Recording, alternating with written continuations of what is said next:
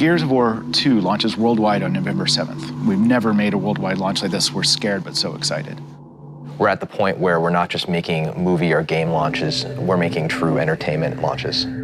There's guys waiting in line in Seoul and in the West Coast and the East Coast, all getting their copy of Gears of War at the same time, part of a community. What do you like about the game? I like to kill people. You like to kill people? The hype around Gears of War 2 was massive and felt throughout the industry. Over the past year and a half since the first game released, Epic Games had amassed a loyal following of wall-bouncing psychopaths who all lost their minds when Cliffy B finally teased the long-awaited sequel. Do you play, though, Gears of War? No. During the time between the trailer and release, Epic Games got to work marketing their next big game. Epic and Microsoft had a lot of faith in Gears of War 2, and it's safe to say that that faith was well placed. The game sold over 5 million copies worldwide shortly after release. To put it into perspective, the first game sold around 3 million shortly after release. So yeah, people were excited. But was the game actually worth the wait and the hype?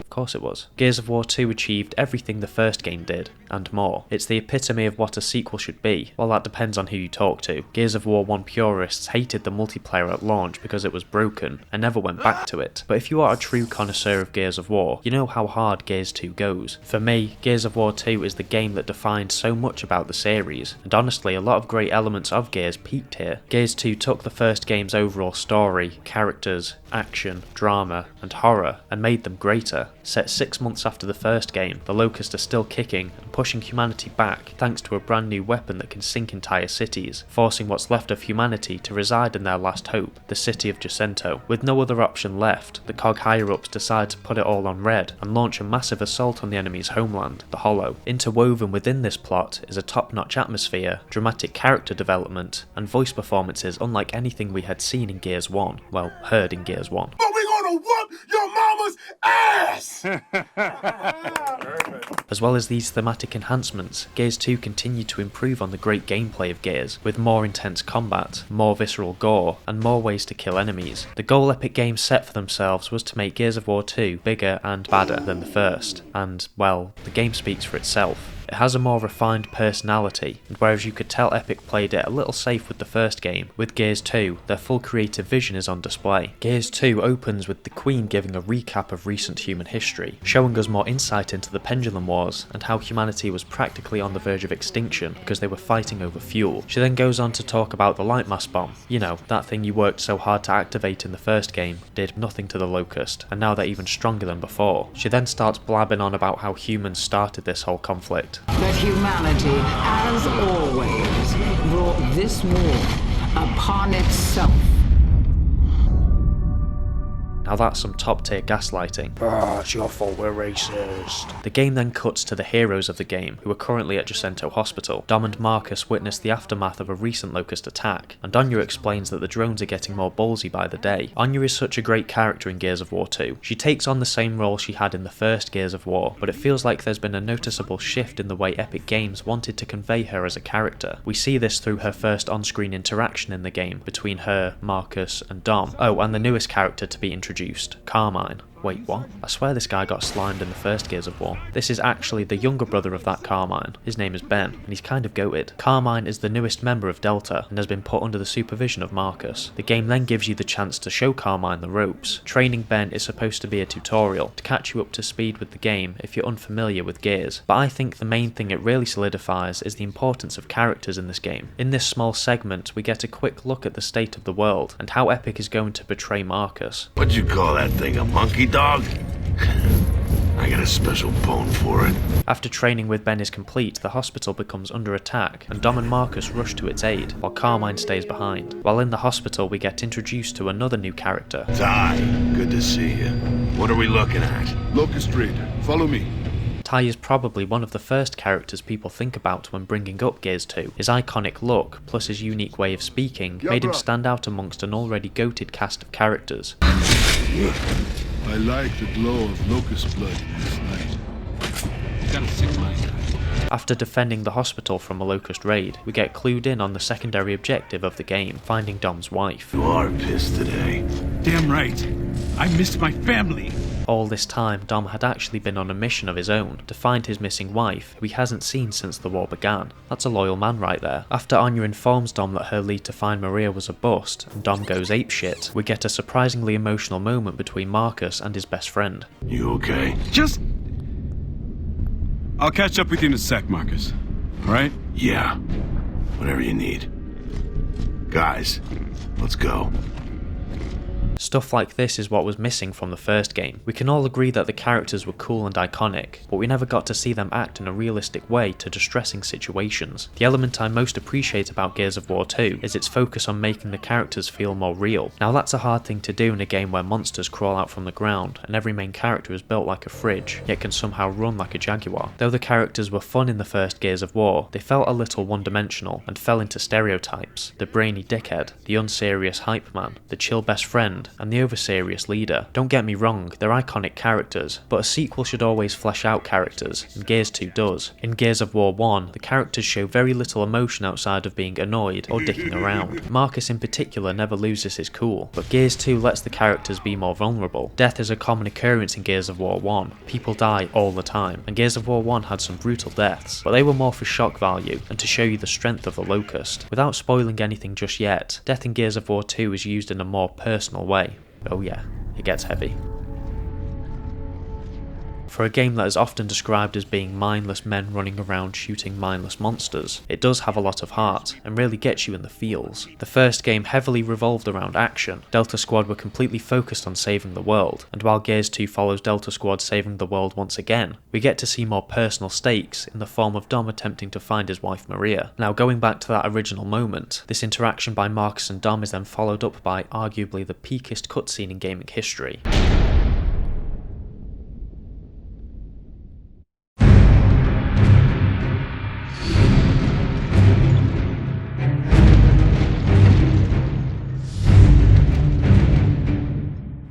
The cutscene of Prescott giving his valiant speech encapsulates everything that is great about Gears of War 2. In fact, they could have used this cutscene alone as the trailer for Gears 2, and it would have been just as, if not more effective at getting people to play the game. War is all we know.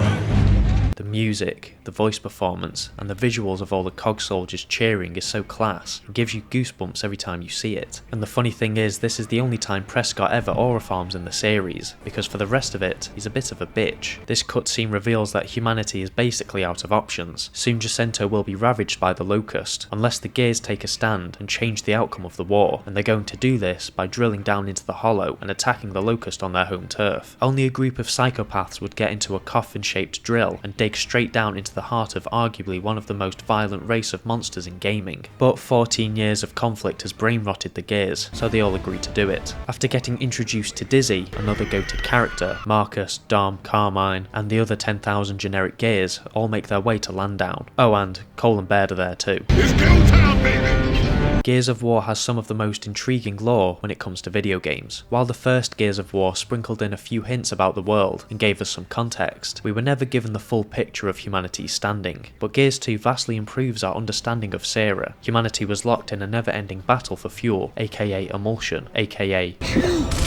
The Locust pretty much got the jump on humanity while they were beefing with each other, and Gears 2 goes more in depth on the origins of the Locust and their motivation for wanting to wipe out humans. For now though, I want to talk about the human side of the conflict. Gears of War 2 really goes into the war aspect of the series. Though we were 14 years into the Locust War in the first game, it felt more like an apocalypse than a conflict. Delta Squad was rarely ever accompanied by any other Gears, and all of those that you do come across are either dead already or end up dying. It felt like Delta was carrying the whole of humanity on their shoulders, and while that's still kind of true in Gears 2, especially later in the game, the first couple hours of the campaign make you feel like you're actually part of something bigger, like everyone is chipping in to save humanity, and the music once again captures this epic feeling of camaraderie, and that's why it's a shame countless Gears get wiped out almost immediately. Just as much as it shows humanity's unwavering spirit, it shows the relentlessness of the Locust Horde. Swarms of drones, Brumocks, and Nemesis make the trip to Landdown a headache, but thankfully a few rigs manage to make it to the city. Dizzy accompanies Delta to the dig site, having them protect his rig throughout the town from all the resident creepy crawlies, while providing them with unorthodox support. Now, it's darker than a rat's ass in here.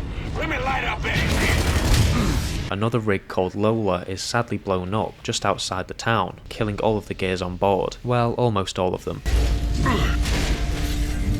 Damn, Ty's a badass. The rest of the gears are glad to see him, especially after reaching the dig site, as the brand new big bad of the game is revealed. This guy is General Scourge, who got promoted after Marcus murked his friend Rom. Dizzy and Ty hold off this new enemy, while the rest of Delta head underground. After failing to contact the surface but succeeding to regroup with the goat, Delta carry on their mission to kill the Locust, in their very own home. That's 1. That's 2. That's 3. That's 4! That's 5, motherfuckers! This is a great place to talk about the level design of Gears of War 2. The first Gears level design was good. It offered fun gameplay challenges and complemented the combat really well. There's no denying that Gears of War had some iconic levels and locations, but once again Gears 2 just takes this concept to the next level. No pun intended. The sequel boasts some of the most beautiful, intricate, and varied levels and locations in the whole series. Each act of the game feels different from the last, providing new insight into the world of Gears, as well as providing new ways to fight the Locust. It's this variety that makes Gears of War 2 feel so much grander in scale compared to the first game, and once again solidifies the war and horror aspects Gears of War is known for. The ambience of each location is so much stronger and defined in Gears 2. The original had a very straightforward style, dark, gritty, and depressing. Rather than abandon these concepts, Gears 2 instead builds on them and adds new elements to its levels. The colour palette is much more varied, with lots of blues, greens, and reds acting as primary or secondary colours, manages to retain the moody and horror aspect the first Gears was caked in. The range in colours makes the levels feel so much more alive, which is especially true for one level in particular. Each level and location feels like an oil painting, and if I'm being honest, Gears of War 2 has one of the best atmospheres, not just in a Gears game, but in gaming in general. I'm going to put that on hold and talk about the world building again, but this time in the Locust aspect of Gears. Gears of War 1 portrayed the Locust in a mysterious yet savage light. They seemingly had no strategy behind their actions, and for all we knew, they were just mindless, bloodthirsty lizard men. While they are definitely bloodthirsty lizard men, they're not entirely brainless. Well, most of them aren't. The Hollow in the original Gears of War was represented by simple tunnels. Nothing Delta came across gave us insight into how the Locust lived their lives underground, but since the grind lifts are designed to dig even deeper than what was possible before, we the player, along with Delta and the rest of the COG forces, are made aware of the Locust way of life and their many twisted pastimes. Locust civilization is both terrifying and beautiful in a weird way, though nothing stands out at first besides a few staging posts and some pretty plants. It's when we get deeper that the layers begin to peel back and reveal a seemingly ancient civilization. The intricate designs of these Locust buildings are some of the most memorable design choices of Gears 2. Not only does it give new context to the monsters we've been fighting for 2 games, but it poses even more questions about how intelligent they are, which although makes them more interesting, it also makes them a lot more unhinged. World building is not the only thing that was improved in Gears of War 2. The game continues to build on Gears of War's iconic gameplay mechanics with a few extra tweaks. Combat still revolves around a cover-based system, making the player move from one piece of cover to the next to avoid gunfire and close the gap between enemies. Fights are still chaotic and satisfying as you continue to fight the Locust Horde against all the odds. Instead of outright changing anything, the mechanics of Gears 2, a lot like the story, feel a lot more fleshed out. Pretty much everything from Gears 1 is still the same, with the exception of some changes and exclusions. The squad command mechanic was scrapped, to absolutely no one's surprise. It was for the best, like putting down a sick animal. It's hard not to repeat myself when talking about the gameplay, because for the most part, it's exactly the same. At its core, it's hard to fuck up Gears of War's gameplay mechanics. Now some would argue that later Gears of War games would fuck up this aspect a little, but Gears 2 just sprinkles in a few differences. Although the sequel has a lot more focus on telling a well-rounded story, there's arguably a lot more action this time around as well. Combat is a lot more difficult this time, thanks to the introduction of new enemies, improved AI, and new weapons. Epic even took it upon themselves to introduce a new difficulty setting. Gears 1 had casual, hardcore, and insane, but Gears 2 introduces the normal difficulty setting. Casual and normal now let you go down and get revived by teammates, making failing in combat a lot less punishing. For the real Gears experience, however, you bin this off and go straight to the more difficult difficulties, as this is how Gears should be played, encouraging you to take cover and not get too cocky, as you'll die.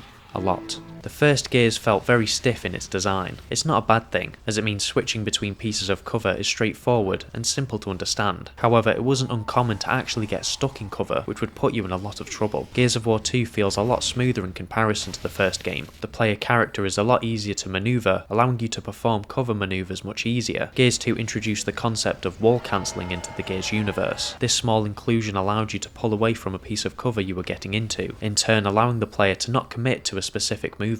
Though this seems like such an insignificant change, this update to the movement changed the trajectory of the game, much like the Nasher did in the first Gears, as it made wall bouncing quicker and more effective. Of course, this is most noticeable in the multiplayer side of the game, where the true magnitude of the update can be seen in full force. Combat is still amazing, obviously. All of the core elements are still there, with a few additions. Most of the tweaks to the gameplay come in the form of weapons. With a brand new game and tons of countless amounts of grubs to kill, it's only fitting to have some extra firepower, and fire is definitely an appropriate word. Gears of War 2 introduces walking weapons. These are weapons that make the player walk when they are using them. These include the boom shield, mulcher, and mortar. Boom shields are essentially pieces of mobile cover that allow the player to advance into battle relatively carefree at the cost of movement speed and the use of their primary weapons. However, shields can then be planted into the floor, which then allows you to use your primary weapon, dig in behind enemy lines, and create new vantage points. Mulchers are essentially mobile mounted machine guns that can deal massive amounts of damage, taking down some of the toughest enemies in seconds. The game tries to balance this out with the overheat mechanic, but it's very easy to just manually cool down the gun and continue to spray. Mortars act as crowd control, in the sense that they can take out crowds of enemies, and a Brumok if need be. Gorgon pistols are semi-automatic pistols that add a new change of pace from the Boltok and Snub pistols. These are great for thinning out hordes, and quickly killing the weaker, more annoying enemies in the game. There's also a new grenade type, in the form of ink grenades. These things unleash a poisonous gas after detonating, killing anything within the cloud if they remain in there for a short time. My personal favourite addition to Gears of War's catalogue of weapons has to be the Scorcher. This flamethrower is deadly at close range, dealing massive amounts of damage to any enemy unlucky enough to come face to face with one. Another interesting addition to the game is the Mark II Hammerburst. After 14 years of using the regular Hammerburst, drones decided to change their beloved iconic 3-burst gun and turn it into a semi-automatic rifle. It seems like it was changed to make the Hammerburst feel more different to the Lancer, and it's definitely a welcome change to the game, as it adds a new dynamic to the combat, giving the player another mid to long range form of attack. But I mean, the Lancer still mogs on it. Curb stomping enemies became a very iconic component of Gears due to its brutal and humiliating nature, and Gears 2 delves deeper into this idea of flexing on your enemies. The sequel boasts a whole new load of executions you can perform on enemies, such as punching them to death, using a variety of weapons that give you unique animations, or you can just simply whack them over the head with one of your guns. Downed enemies can also be used as meat shields, which helps prevent you from taking damage, and also makes teabagging a whole lot more sinister. Chainsawing enemies was also a huge selling point for Gears, and Gears 2 now lets you duel an enemy if you both put your chainsaws up at the same time, which comes in handy against a certain chainsaw wielding prick. Delta Squad and the rest of the Gears continue their fight in the Hollow, taking out plenty of staging areas and getting in some sniper practice.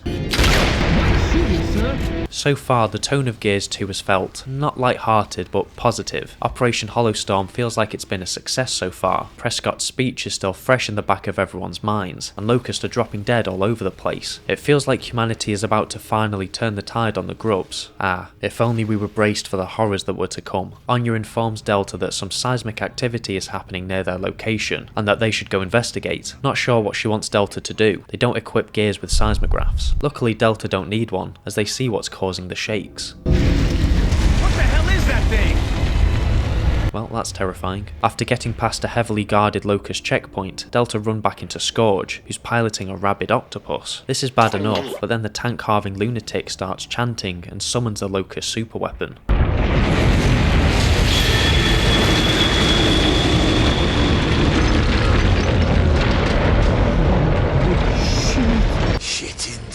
The reveal of the worm is still so haunting. It works so well because there's so much build up to this very moment. The idea of whole cities sinking without a trace and the sneak peek of the worm moments before makes the prospect of a giant worm downright terrifying. Not to mention the voice performances from Marcus and Anya when it's revealed to be a giant worm sells the horror of the whole ordeal so well. The entire city has been sunk right at your position. Anya, it's a giant worm. They're sinking cities with a giant worm. This This marks a very pivotal point in the story. Ilima, a once cog-guarded city, was completely destroyed in the attack, and this hits home just how high the stakes are for humanity in this war, as Jacinto could be next. Delta witness a chopper crash and go to help the survivors, but a familiar voice tells them to stay away. Yo, Delta, Cole here. Locust got ambushed all over. Stay with me. Delta really should have listened to this guy, because everyone on the chopper is dead, and the Locust ambush Marcus and his boys. Things look bleak, but luckily the guardian angel with that lovely voice comes to their rescue. Marcus, is that? Gotta be.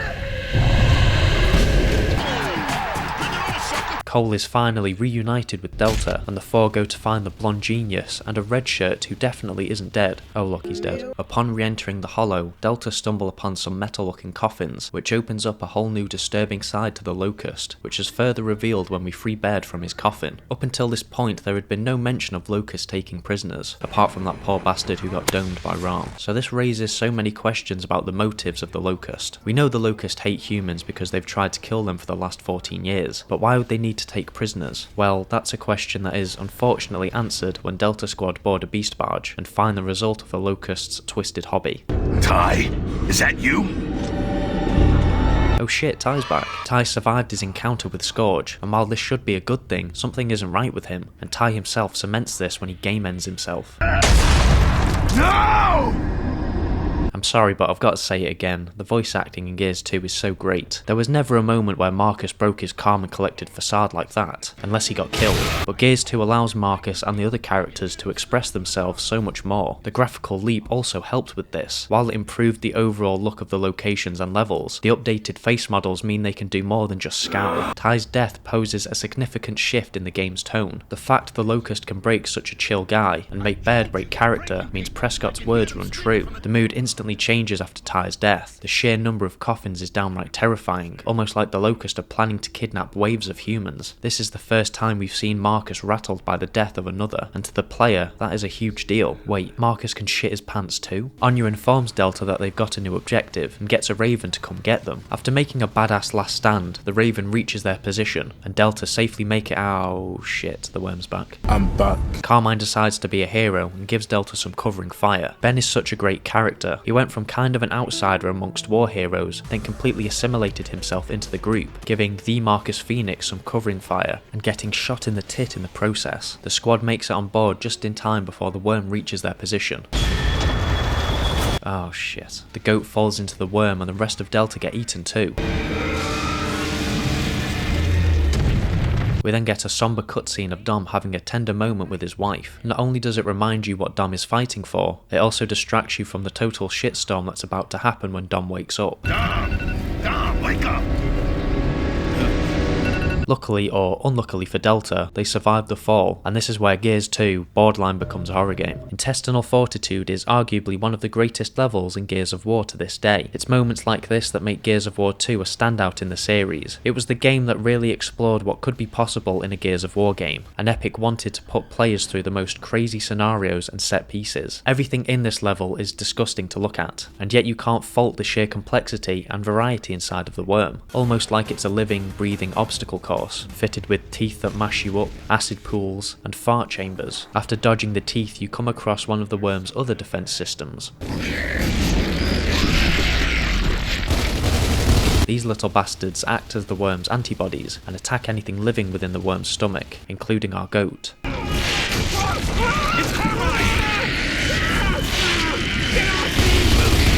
Baird did not give a shit. Poor Ben succumbs to his injuries, and yet another Carmine is killed in action. Cole decides to piss off the Riftworm by shooting whatever the hell that is, and then Delta end up getting chased by a chunk of city. The chase has you shooting down cars, shooting bumholes, and causes your game to crash. Well, that's good. After this, you get put into the Chamber of Nightmares. A bunch of giant knob-looking things spray acid at you, and you have to shoot them in order to pass through them. This level acts as a nice change of pace to the rest of the game. While there isn't much in terms of combat besides fighting these little bastards, the atmosphere, design, and sheer fear you feel when navigating this monster is a moment that stands out, even after all this time. Delta aren't just trying to escape. Marcus wants to kill the worm to stop it from sinking Jacinto, and decides that ripping its heart out is the best way to do this. So after cutting out its heart, they finally free humanity of this monster. Wait, I still hear a heartbeat. God damn it! Okay, so after cutting up the second heart, they finally free humanity. Son of a bitch! Another heartbeat? Right, you're taking the piss now. After chopping up the third and final heart, Delta successfully put the worm down, and have a nice pool party to celebrate. My kids' bath time is now a real adventure with Jelly Bath. The boys don't get much time to celebrate though, as Hoffman sends them on their new mission to go investigate a nearby research facility that could hold information regarding the Locust Queen. What the hell? Yeah, that bitch we heard throughout Gears of War 1 and the intro cutscene is actually the Locust Queen, and she's the one calling the shots. This adds a whole new layer to the story of Gears of War 2. The COG was so confident in this assault that it made us as the player believe we had it all in our hands, when we were actually only scratching the surface. It creates a sense of unease, and this unease is personified by this creepy fucking warehouse. The foreboding atmosphere resonating from this place is enough to stop you in your tracks and just soak in exactly what you're looking at. The tension starts to rise even more when you find a hole in the bathroom. And when Marcus tries to reach control, it bypasses straight to command, suggesting that you and Dom are somewhere that's redacted from countless documents. We're screwed. It feels very similar to the mining facility in Gears 1, but the difference is there's more than just glowing wretches waiting for you the further down you go. Marcus and Dom come across a large door and are told by a mysterious man on a terminal screen that they need Proper identification to pass through it. Instead of finding this identification, they just tell Baird to make a giant bomb. A few dead wretches and one blown up door later, and Dom and Marcus have access to the real part of the facility. The warehouse is actually a front for the New Hope research facility, and Niles, the guy talking over the terminals, is a scientist working there. Dom and Marcus continue through the facility and find an abundance of security measures keeping people out. Whatever kind of research requires this many mounted machine guns to keep people out can't be good, and this turns out to be the case as Marcus and Dom stumble upon tubes containing some unknown creatures. Marcus tells Command what they found, and Hoffman is as puzzled as us. Your guess is as good as mine. Roger that. Delta out. Niles folds under zero pressure and basically tells Delta what to do next. After all, we don't need you running around and plugging into random computer terminals.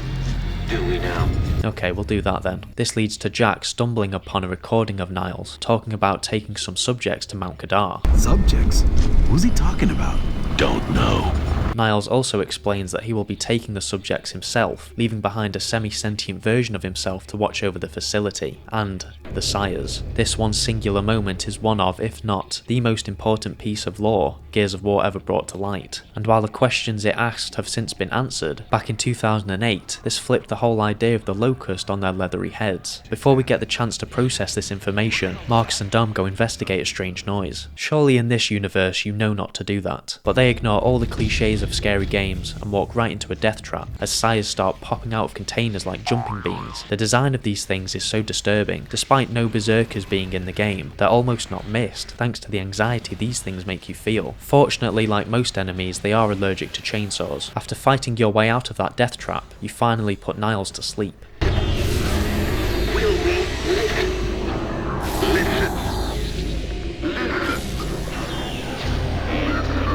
This clanker is tweaking. You finally start to make your way out of New Hope, only to be ambushed by the Locust and some hail. Hail doesn't sound so bad, but hail in the Gears universe cuts you to shreds, which isn't ideal when you have to navigate your way outside during a rainstorm. Delta then make their way to Mount Kadar, and unlike the previous Gears where Delta would just appear in the new location, Epic Games let the player make the perilous journey to the Locust stronghold all on their own. Giving you full control over the Centaur tank was a nice change of pace, and adds a new dynamic to the game. Gears 1 lets you control that crappy junker while blinding the krill, and this time around not only do you have to battle Locust, you also have to navigate frozen rivers that can't decide whether or not they want you to go fast or slow to cross them, and as you'd expect, this leads to some great moments that make you want to stop playing the game altogether. After getting past all that bullshit, you finally make your way back underground, which seems a bit creepy at first, but at least Cole is there to hype you up. Ain't no sweat, baby, because I always like the way it games. After killing some big bastards and getting some airtime, Delta stumble upon a group of stranded hiding down in the hollow, and amongst them is an old friend. What the hell are you doing down here? Well, after you jackasses. Chaps tells Delta how to get deeper into Nexus. Nexus is the capital city of the Locust, and Delta need to reach it in order to set off Jack's beacon, so Grindlifts can get deeper into the hollow. Before Baird and Cole can take the survivors up to the surface and dodge yet another life-threatening mission, Dom asks Chaps if he's seen Maria, and manages to get some new information. Stu's good, I think. But Stu and them got captured.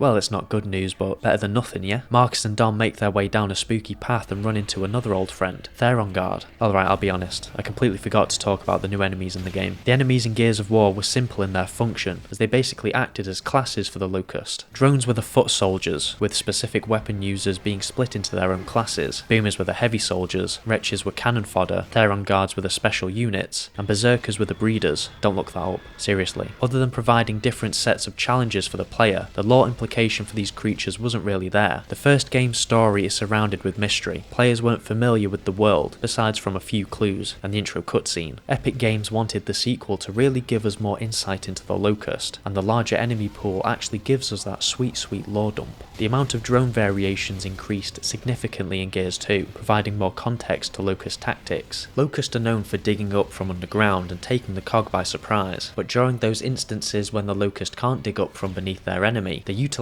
the use of grapplers. These drones specialise in the use of grapple hooks to get the jump on unsuspecting gears, which came in handy during Operation Hollowstorm. The most iconic of these new drone classes is the Cyclops. These guys are basically stronger drones, as their helmets make them more accurate, and they use lances instead of hammer bursts, which means they're just itching to chainsaw you. Bolters are annoying little shits that sprint across the map and take shots at you with their bolt-hock pistol. Some of the Grenadiers got promoted too, as occasionally you will run into Grenadiers wielding Scorchers. These guys are deadly in close combat, as the Scorcher covers a large area when in use. Despite this, you can use them to your advantage, as the tanks they carry their fuel in are highly flammable, and if shot, you can blow them up and damage nearby enemies too. Another explosive enemy type that never fails to annoy me is the Ticker. Tickers are living, breathing landmines that like to ambush you in large numbers. Though they die easily, their speed and massive damage output makes them an enemy you can't afford to underestimate. Also, the sounds they make are creepy as hell, so it's best just to put them down quickly. Apart from the berserkers, the boomers were the most anxiety-inducing enemies you could come across. Their instant kill potential was enough to make you camp behind cover and never come out. But Epic decided to add a bit more variety to these guys. Grinders carry mulchers and stop you from advancing out of cover. They essentially suppress you and force you to time your shots right to avoid getting turned into chunks of meat. Maulers are the complete opposite. These guys hide behind massive boom shields and run at you with giant explosive maces. You can wait for them to run at you, making them easier targets, or you can just shoot at their toes, like the sick pervert you are. Flame boomers are basically flame grenadiers, but fatter. Butchers are the last variation of boomers in Gears 2. These guys were once the humble chefs of the Locust Horde, but since humans have started invading their homeland, they have now become brave yet very slow and stupid targets for you to kill. These guys wield giant knives and charge headfirst into battle, looking like an obese Jason Voorhees. There's also a new enemy called the Beast Rider, and as their name implies, these guys like to ride beasts, and the beast in question is usually a blood mount. Blood mounts provide quick transport for the Beast Rider, and they are deadly in their own way. These horrifying monstrosities walk on their arms and kick you with their horrible pointy feet. On top of this, they also eat human heads. Lovely.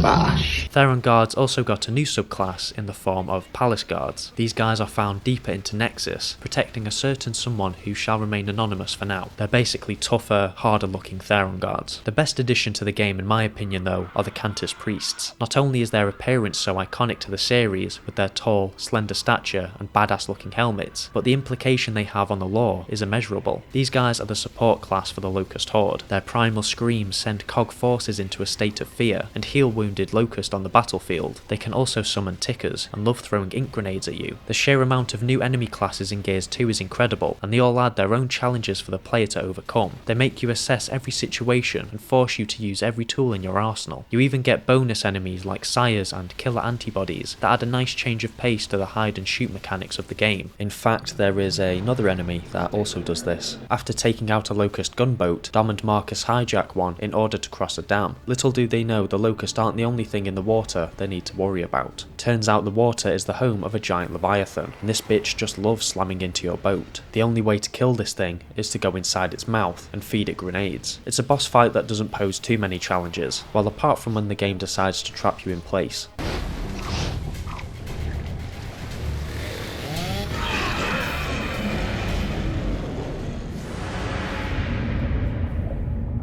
Big fish. After killing this Lovecraftian nightmare, Marcus and Dom make it to the Locust Highway, where they have a difficult conversation on what to do next. Dom obviously wants to look for Maria, while Marcus reminds him of the bigger picture. This causes a minor rift between the two, but Dom slaps Marcus into place with one cold line. I'm sorry, Marcus.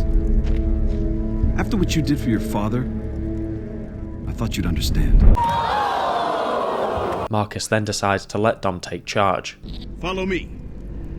All right. Alright, you cheeky bastard, don't forget your place. I'm pretty sure you'll go down any minute now. Oh, look, surprise, surprise. The pair make their way through what appears to be a makeshift prison, as there are hundreds of those blue coffins as far as the eye can see. Chaps had mentioned to Marcus that people had been kidnapped and taken closer to Nexus, but the sheer scale of prisoners is disturbing, and once you hear the moaning coming from each one, you realise that these people are unsavable. It adds an extra layer of creepiness to the Locust. The fact that they can be so cruel is downright terrifying, and pushes Dom to continue his search for Maria. After finding Maria's picture on a terminal, the pair eventually stumble across where the Locust are holding her. Jack rips open her coffin, and Dom finally sees Maria after 14 years. The sheer joy on Dom's face sells this scene, and highlights how great of a character he is, which makes it all the more heartbreaking when the truth is revealed.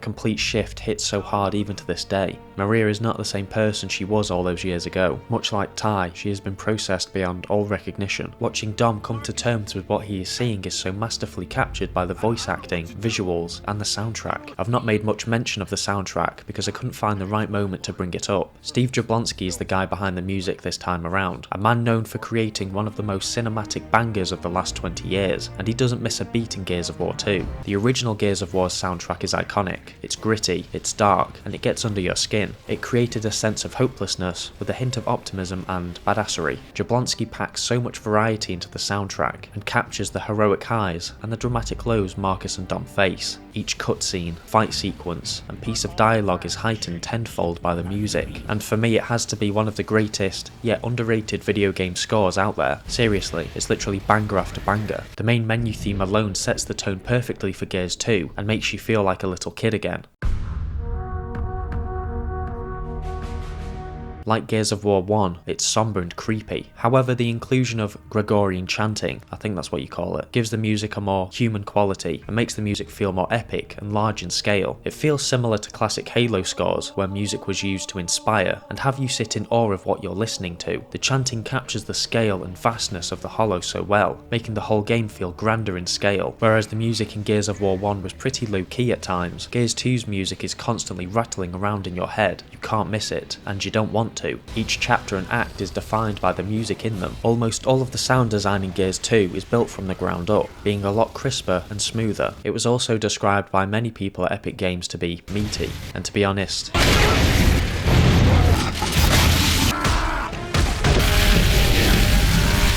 this makes a lot of sense. Bullets and other weapons feel a lot stronger thanks to their sound design. The crunch of the new weapons, mixed with the squelchy impact sounds when hitting enemies with bullets, makes the combat that much more satisfying, especially when you hit a headshot or land a grenade kill. The Lancer has arguably had the biggest glow up in Gears of War 2 in terms of sound. Though it had an iconic sound in the first Gears, it resembled an SMG more than an assault rifle. So Epic wanted something that was more hard hitting, that would fit a gun that had a chainsaw stuck on the end of it. The environmental sounds are so much clearer too. When enemies shoot walls or debris, the sound matches what you're seeing, rather than every surface simply absorbing the bullets. There's no mistaking when an enemy dies, whether it's from a pained growl of a drone, or the sound of dog food exploding. You'll know when you've killed something, and Dom is itching to do a whole load more of that to avenge his wife. I want to kill them all.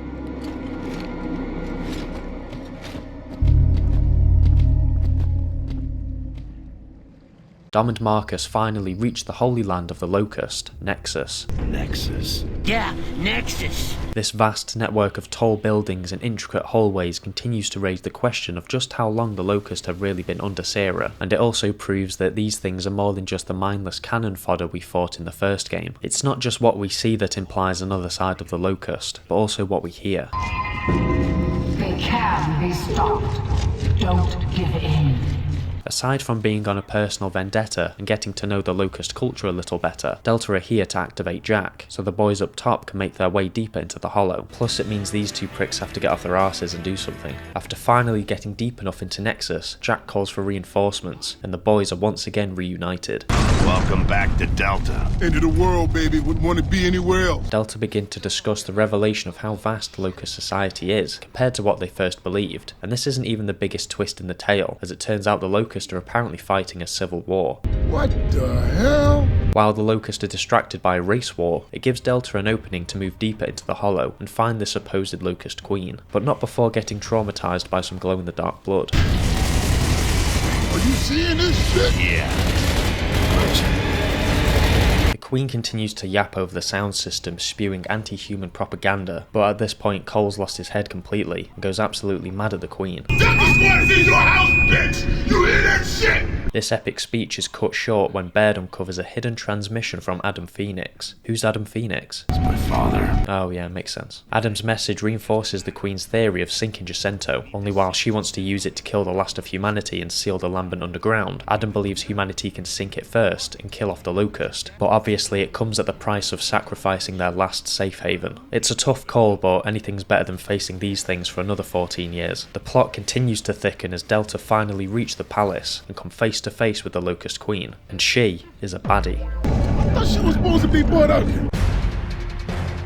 Scourge informed her of Delta's plan to sink Jacinto, implying this bastard has been eavesdropping us the whole time. The Queen begins to drop nuggets of lore, claiming to know Adam Phoenix, but instead of outright saying anything, she just rage baits Marcus and walks away. After a mid-tier fight with Diet Ram, Marcus and Dom catch up with Cole and Baird, who were ordered to follow the Locust Queen, and, surprise surprise, these professional dossers failed to do it. It now becomes a race against time to beat the Locust to sink Jacinto. We're gonna sink Jacinto. Nuh-uh, we are. Desperate times call for desperate measures, and so the boys hijack some Reavers and fly back to Jacinto, but once again get jumped by Scourge and his freaky tentacle monster. Delta once again escaped this obsessive weirdo, but once again he comes crawling back. Obviously Scourge can't take a hint, so Marcus just shoots the piss out of him, finally putting an end to this chainsaw staff-wielding psycho. Delta Squad arrive to a shit show. Jacinto is under siege, and since they're on Reavers, they get mistaken for more Locust, and sadly one of the Reavers gets shot down. At least one of them survives. Be free, horsey. Delta make their way to Jacinto HQ and go over the details, where we once again come face to face with Anya, get introduced to Prescott, and get reintroduced to the GOAT, Colonel Hoffman. Now without me you aren't.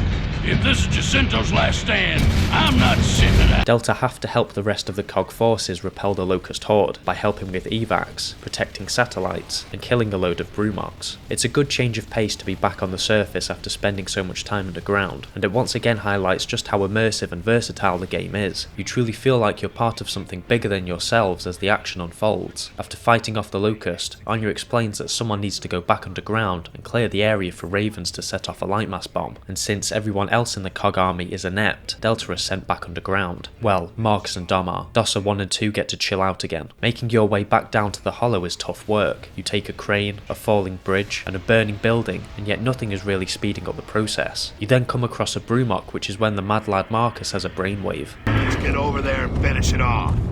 Or we could ride it. So far in Gears of War 2, there have been a few instances where you either ride a vehicle or straight up drive one, and while they were fun in their own ways, they don't compare to the sheer enjoyment you get from shooting drones like ants and smashing buildings with your own personal kaiju. Delta used Mr. Brumok to clear out the path faster for the Ravens, and you can't argue with the results, to be honest. It massively speeds up the process as you smash through every Locust defense and quickly destroy the 3 pillars needed to let the Ravens come flying down to the Hollow. This feel-good factor quickly fades as something's wrong with the Brumok. All of that walking around in emulsion gives the Brumok serious body image issues, and it quickly starts to freak out, destroying the lightmass bomb and mutating into a freaky lambent hentai monster. Though things look bleak without the lightmass bomb, Marcus has the genius idea of making the lambent Brumok the new bomb, and Delta achieve this the same way they always have, by shooting the piss out of the monster.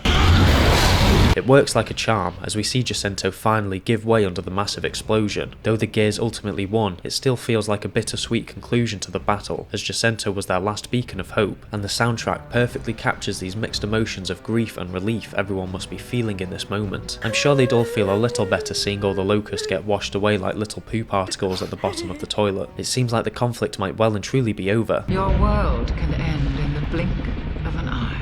Never mind. Yeah, that bitch is still alive, but at least everyone else made it out alive. Well, except Ty, and Carmine, and Maria. Sorry, Dom. But it turns out Adam Phoenix is alive. This is Adam Phoenix. Can you hear me? What have you done?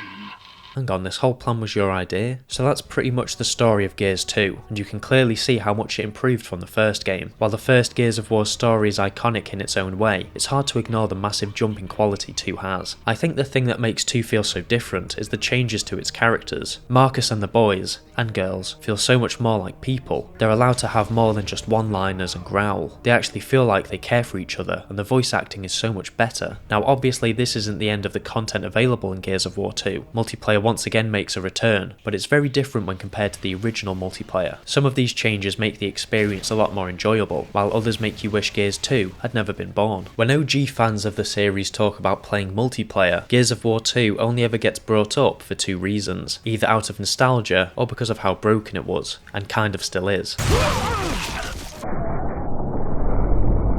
Though those who love the solo aspect of Gears love Gears 2 for its great campaign, the same can't be said for those Gears fans who gravitated more towards the multiplayer side. Gears of War 2's multiplayer was infamous at launch for being borderline unplayable, thanks to heavy lag spikes, and a complete imbalance that made the host have a god tier Nasher, while everyone else had barely functioning Nerf guns, and to be honest that's still what it's like all these years later. Gears 2's multiplayer does have its moments. When everything's going right and you begin to enter your flow state, it's hard not to crack a smile as you exploit every overpowered weapon and use lag to your advantage. Of course, when it's the other way round, you want to shoot yourself. It's hard not to notice just how unbalanced and unpolished Gears 2 is, and whereas Gears of War 1 was all of these things, Gears 2 has a lot more cheap ways for you to kill people, like with grenade traps, the buffed up boom shot, the mortar, and the dreaded Hammerburst Mark II. The mechanics of 2 also make the experience a lot different to Gears 1. Wall cancelling unlocked the true power of wall bouncing, and in Gears 2 it leads to some of the most chaotic wall bouncing duels you'll ever bear witness to. Gears 2 also brings in many more game modes into the mix. Guardian is the one everyone flocks to nowadays. Both teams get a leader represented by either Scourge or Hoffman, and each team has to kill the other team's leader in order to stop the enemy team from respawning. Another goated game mode is Wingman. This puts 5 teams of 2 against each other, with each team playing as identical characters. It's one of those party game modes that lets you enjoy Gears in a more casual way, without you losing your head over some buggy mechanics. Meat Flag is another one of these weirder game modes, but it seems kind of strange to have humans fight for a human meat shield. Another strong element of Gears of War 2 is its map selection. Gears of War has plenty of iconic maps, but if we're going to be real, a lot of the ones from the first game are shite. Yeah, there's a couple of fun ones, but the majority stink due to the complete imbalance and questionable weapon pickups. Gears 2 maps feel a lot less favourable towards one team, and offer up a lot more in terms of design and personality. Epic decided to build on maps like Tyro Station and Bullet Marsh, which both famously have environmental hazards. Gears of War 2 goes all in on this concept, with many of the game's standout maps including environmental hazards. Avalanche surprisingly features an avalanche that crushes anyone caught in it and changes the map's layout. Security has laser traps that can instantly kill a player who touches them, but they can also be turned off to reach different parts of the map. Hail has periodic razor hail storms that force you to take shelter under roofed buildings, and Flood has a pool of emulsion engulf the map, causing the playable area to become smaller. Unlike the first Gears game that forced you to play with real people in multiplayer, with Gears 2, if you couldn't be arsed getting shit on by sweats, you could just play against bots, allowing you to have a more chill multiplayer experience, though then again some of these bots are just as cracked as the real players. Despite implementing several changes to the multiplayer, the biggest addition Gears 2 introduced that added a whole new dimension to the franchise was Horde mode. Horde is your classic wave survival game mode, where you as the player try to survive waves of increasingly difficult enemies that solely exist to cut your game session short. However, unlike the brain-rotted experience game modes like COD Zombies offer, Horde mode goes for a simpler approach. You choose any old multiplayer map, choose a spot to hunker down in, and shoot everything that comes scuttling your way. Now that brief description makes Horde mode sound pretty bland, but its simplicity is what makes it as fun as it is. It basically takes the gameplay of the campaign and puts it into a sandboxy type of environment, allowing you to fight all of your favourite enemies across any map of your choosing. Yes, you can even fight the test tube babies. Of course, some maps work better than others. The best ones have choke points that tunnel enemies down 1 or 2 areas to make fighting them head on much easier. Every aspect of Gears revolves around working as a team. You should never be on your own when fighting in Gears, and Horde mode is no exception. Though you can just solo Horde, you're essentially just waiting for the inevitable. But get yourself a couple of friends, and it's the ultimate co-op experience that leads to those late night chats that gets you reminiscing about when life was good, and you didn't have to worry about things like getting old, or having a job, or wondering why she took the kids. Gears of War 2 is the perfect sequel to the original Gears of War. It realised the great potential the story this universe had, how epic in scale it could be, how terrifying the monsters could be, be, how shocking it could be, and how heartfelt it could be. From a brown and grey sweatfest to a brown and grey sweatfest with feelings. Gears 2 ensured that Gears of War would be relevant for years to come, with brand new additions that freshened up the gameplay. So the multiplayer is a bit broken. There's plenty of peak games out there that have shit multiplayer, but the absolute 11 out of 10 campaign and the inclusion of Horde mode well and truly makes up for this. Epic Games proved to Microsoft and the rest of the world that Gears had the legs to stand among other gaming giants, and showed that big green twat he wasn't the only badass Xbox had to offer. With all of this in mind, the way the story was teased at the end of the game, and how much Epic could change and tweak, it was clear that this was never meant to be the conclusion to Gears of War. It was simply the next step on the journey, and everyone who played this was on board until the very end. But would Epic's next Gears of War game be the great conclusion it was leading up to be, or would Epic finally fall into the trap of failing to deliver a great game? No, they wouldn't. They made another banger,